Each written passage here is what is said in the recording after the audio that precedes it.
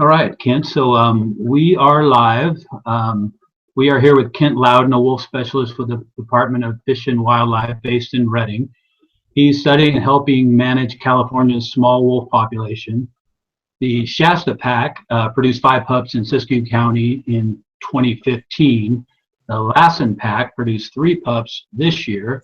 Last week, the DFW announced the finding that the 3 pups were found and the mother in Lassen County. Not saying exactly where for obvious reasons. The first question I have for you, Kent, is it had to be like a needle in the haystack to find these pups in Lassen County. How did you? Yeah, well, this has been going on for, I think, about a year now. And so folks before me, department folks and Forest Service biologists have been tracking first an individual and then a pair of wolves in the same general area last year. They tracked them through regular old-fashioned way, tracks and scat and trail cams, and through fall. They kind of disappeared for the winter, or you can imagine that sometimes it might be a little bit tougher during the winter. This spring we were on it again. This time I joined the team starting May 1st. And then actually Forest Service biologists really started to find some tracks in a new area. I think this area is about 10-15 miles, just to give you some scope or some scale there, away from the areas that they were known to hang out in the year before. They're pretty distinctive looking. The female's kind of got a bend in her tail, so we know it's the same wolves. The Forest Service biologists did a really good job finding new tracks in a new place, and then we concentrated all of our efforts onto that and really saw some really steady patterns. So we knew that they were localized in the area, and we knew that we had enough then to begin a trap line to start trapping to radio collar. During that entire time, the scouting continued throughout we were pretty sure that they had pups. And so, yeah, the scouting went on throughout that entire time to find the pups. Okay. And has the Siskiyou County pack been located lately? No. As you know, again, that's all before me. So as I understand it, what's known about them is they did not rear pups in the same general area as the previous year. The thought is that they may no longer be a pack with some scattered individuals. Maybe one of those individuals was known to be in Nevada last fall. Through genetics, they determined that. One of the offspring, one of the pups. So right now they're either no longer a pack or they have shifted territory. We have not had time to really to search those areas, adjacent areas that they might have gone to. And that's probably our next step right now, is I'll start looking at those areas. Okay. So we know there's 1 wolf collared in California. We know there are 3 pups. Is there an estimate of how many more wolves there are in California? No, so that's the only pack that we know of right now.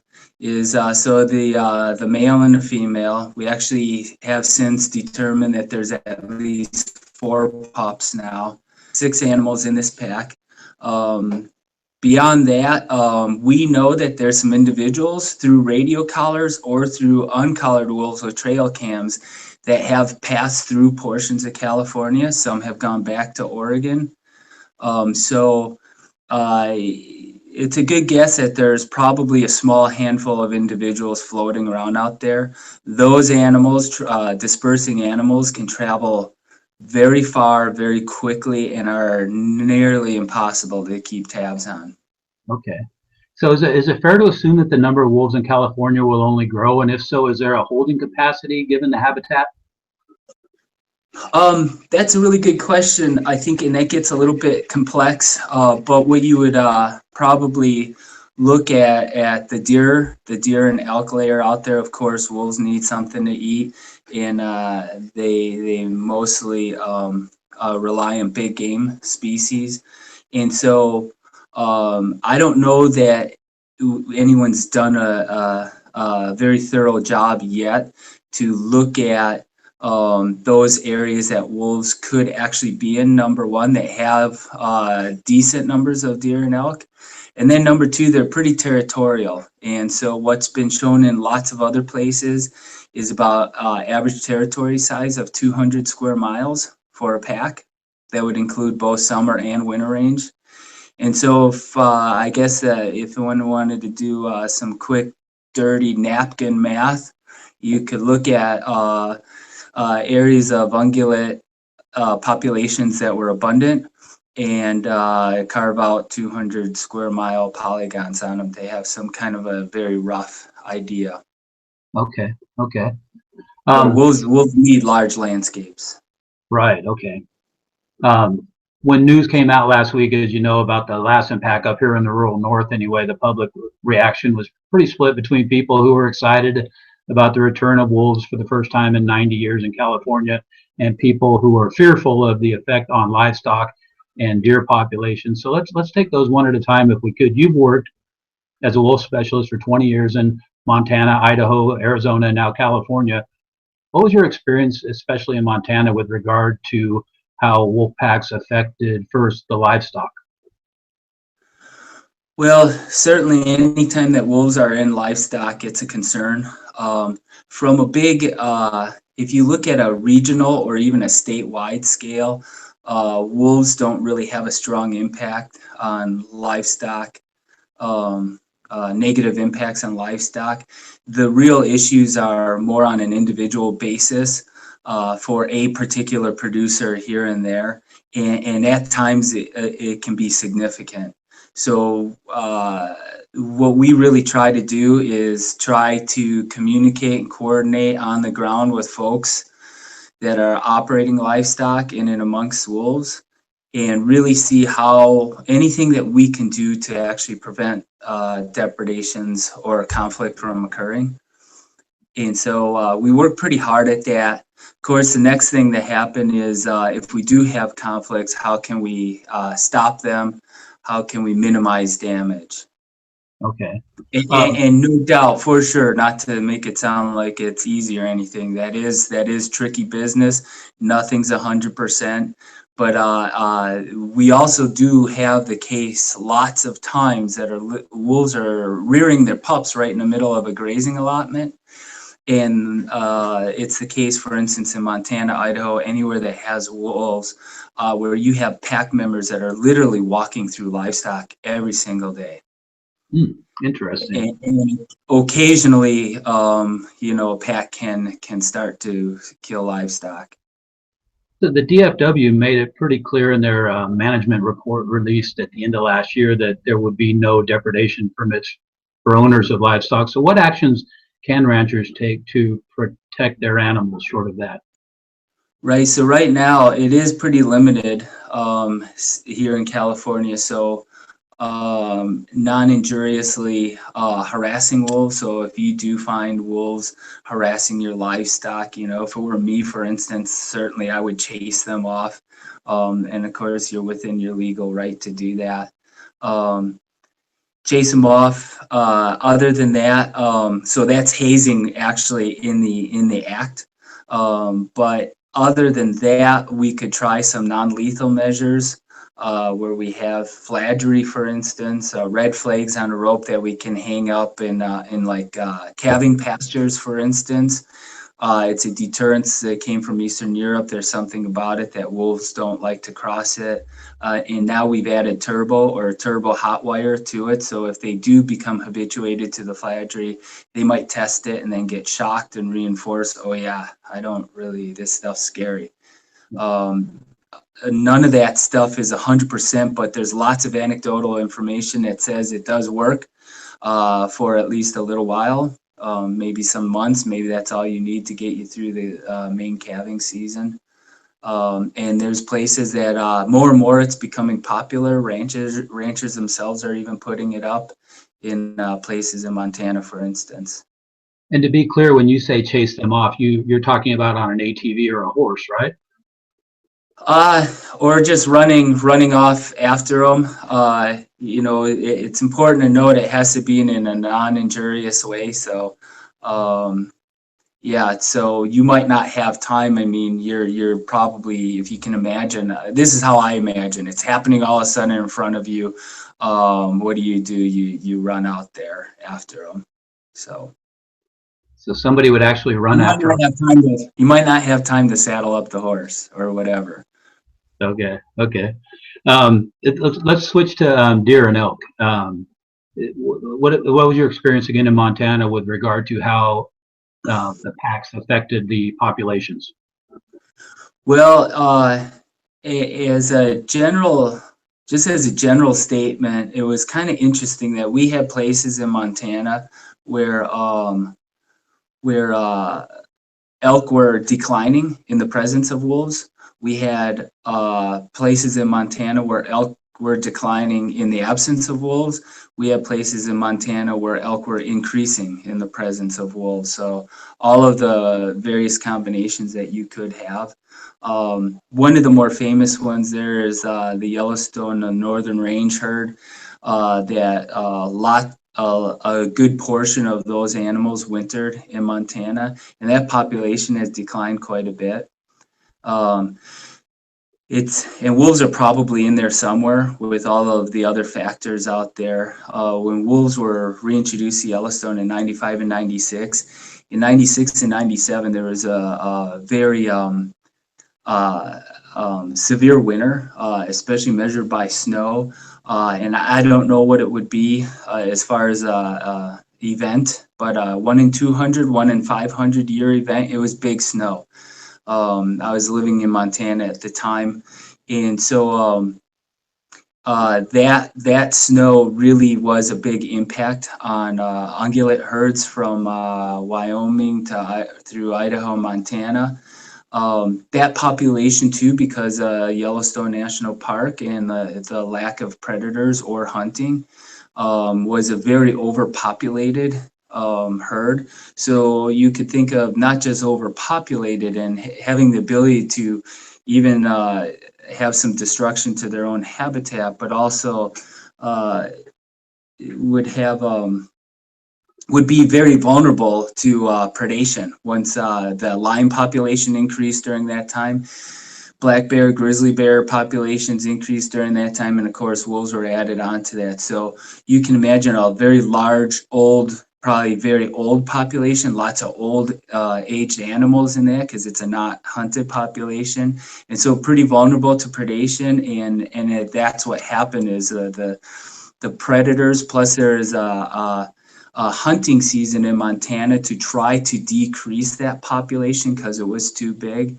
And then there were several years of drought afterwards. All of those things in combination worked to effectively decrease that population. Of course, wolves got the blame for all of it. Right, right. And it's worth noting that the deer populations in California, northeastern California anyway, the mule deer populations have been going down for years.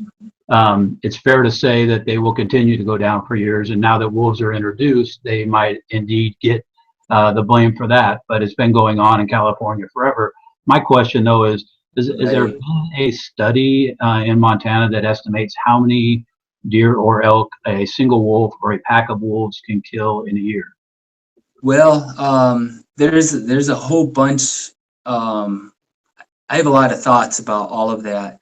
It is interesting, you know, here we're talking about mule deer principally, and I think it is the experience of, I think throughout all of the western states that mule deer populations have been declining for at least a couple decades now. Deer biologists have been working for a long time now with conferences and research and discussing what's happening, trying different things, for sure. So that is an interesting thing. And I do know that the state of California, and it's in our wolf management plan too, to start research that actually begins to answer those questions. So yes, maybe it's true that mule deer are declining. What would be the additive effect of wolves, for instance, on the landscape? Mhm. As well as, all of the lions and the bears out there as well. Um, I think as a general rule, but wolves, you could equate like a single wolf.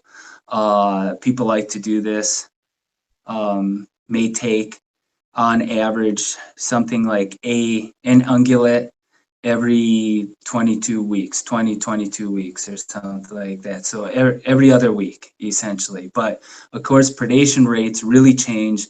Predation rates probably increase during very severe winters, decrease during mild winters. I don't know how that affects California because winter range is probably a lot different here than what I'm used to up north. Um, and then winter predation rates versus spring and summer, because so you can think about adult animals or those fawns going through their first winter is a lot different than the young fawns or calves on the ground right now too. So predation rates certainly differ throughout the year, if that makes any sense, and they can differ from year to year. But as a general rule, that's a number that's thrown out there a lot, 20 on average throughout the year per wolf. It is important to note too that what we look at is the difference between additive and compensatory mortality. And so the additive mortality is wolves killing an animal that otherwise would have lived. Compensatory mortality is a wolf that kills an animal that's going to die anyway. So in that case of like a severe winter, and you have some animals, some proportion of animals in that herd are not going to make it to green up. Wolves and coyotes as well are very good. That's what they specialize in, is removing animals that are having a difficult time anyway. As opposed to a lion, for instance, that's an ambush predator, who they're less selective in their kills. They're more like the next one that's coming under this rock getting it kind of thing. So A question about hunting opportunities as we see deer herds continue to decrease, opportunities via tags have also decreased. Is there, do you see a time when numbers decrease so that the wolves continue to have a source of food? So in other words, fewer hunters hunting deer so that the wolves can continue to hunt the deer. I'm far too new here so I've only started with the department in May, and I really have not had the time to look at what our regular deer biologists or our unit biologists are doing with those deer herds. And I think I understand that there's a lot of variability of the strength of those herds on the landscape, but I would think that deer and elk population managers will not only just through research but through surveys adjust tags, and this is just regular wildlife management stuff, adjust tags according to what they think is good for the population for whatever reasons that are causing populations to go up or down. So the DFW will be watching the prey populations pretty closely throughout these first few years. I think that's what fish and game agencies do all the time anyway. Okay. Yeah. Okay. So one last question. It's about human interactions with wolves in Montana. Of course, some hunting was allowed, and I'm sure that made the wolves fear people. In California, where no hunting will be allowed, do you think is there a chance that the wolves will lose their fear and respect for people and cause more human conflicts? Well, I think the thing you'd start out first with this: that wolves are pretty timid critters in general. So wolves fear people, and they try to stay away from them. But having said that, I think that there's always a proportion of the population that is just kind of curious. They're visual learners. So there are, you could have wolves. It probably tends to be younger wolves that just kind of will sit there, stare at you like, huh, what is that? And kind of hang out. Of course, people that don't know wolves, it might make them kind of nervous. But I always say this too, like, Hollywood, for instance, exaggerates things quite a bit. typically, but I like the Dances with Wolves thing with Kevin Costner, and that wolf is coming by to check him out. I think that there are some individuals in the population that are actually kind of like that. I think that's how man domesticated the dog a long, long time ago. But otherwise, in general, they tend to be pretty timid critters. They stay away from people. Does hunting have an effect on the population as a whole to increase that? I don't really know if I would make a case for that or not. And I think even with hunting, I think you would still have the young animals that kind of don't get it. You might see some campers or backpackers and might just check them out a little bit or stay there and stare at them. So I think on the other hand, what is clear though, and this is besides your point, but maybe gets at your point from a different angle, is so there's a trapping season in Idaho and Montana. And as far as the population becoming wise to trapping, that certainly is a big thing. They definitely get smart to that. Okay. Okay. Well, great. I appreciate all the insight that you've shared with us today. It really helps take away some of the mystery to this new critter, this critter that's new to us. Is there anything else you'd like to add that we haven't covered that might inform people a little bit better about wolves in California? Boy, there's a lot there, so I don't even know where to begin. But I think like maybe it would be important to note that that California, the department for sure, is very, very serious and very committed to working with folks on the ground to try to I guess the way I see it is wolves obviously are coming to the state of California. They're going to continue to come.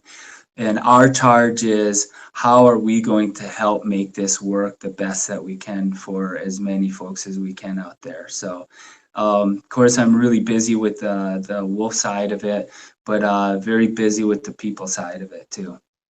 Great. Well, Kent, thank you for your time. Welcome to California, and you have a big project ahead of you. Yeah, thanks a lot. I hope that worked for you. Yeah, it was great. Thanks. Thank you for your time. Okay, thank you.